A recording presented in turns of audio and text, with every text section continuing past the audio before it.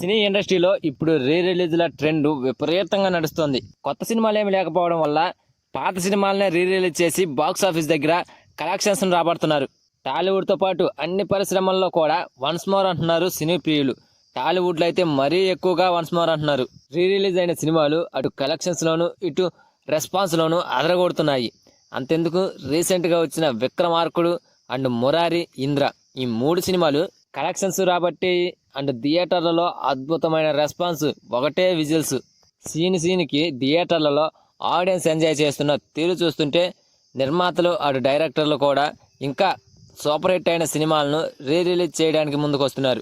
ఇప్పుడు మ్యాటర్ ఏంటంటే రీసెంట్గా మెగాస్టార్ బర్త్డే సందర్భంగా ఆయన ఇండస్ట్రీ హిట్ మూవీ ఇంద్రా సినిమాను రీ రిలీజ్ చేసిన సంగతి తెలిసిందే. ఈ సినిమాలోని సాంగ్స్కి, సీన్స్కి అండ్ యాక్షన్ సన్నివేశాలు, డైలాగ్స్ వీటన్నిటికీ కూడా మళ్ళీ అద్భుతమైన రెస్పాన్స్ దక్కింది. రీ రిలీజ్ లో ఈ సినిమా కలెక్షన్స్ పరంగా కూడా బాగానే రాబట్టిందని టాకు. సో ఇక అన్న వంతు అయితే అయిపోయినట్లే, ఇక తమ్ముడు వంతు.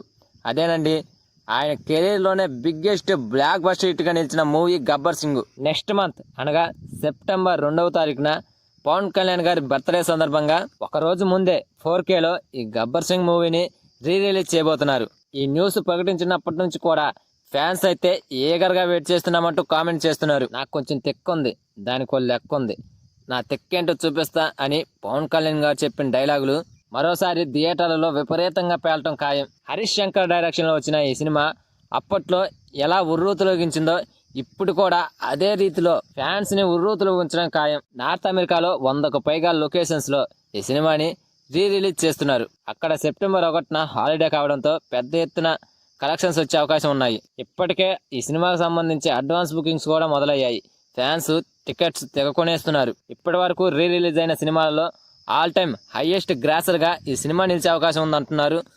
సో మహేష్ బాబు గారి మురారి అండ్ చిరంజీవి గారి ఇంద్ర సినిమాల రికార్డులను ఈ పవన్ కళ్యాణ్ గారి గబ్బర్ సింగ్ మూవీతో బద్దలు కొడతాడా లేదనేది చూడాలి. సో ఫ్రెండ్స్, ఈ సినిమా కోసం మీలో ఎంతమంది ఎదురు చూస్తున్నారో కామెంట్ చేయండి ఫ్రెండ్స్.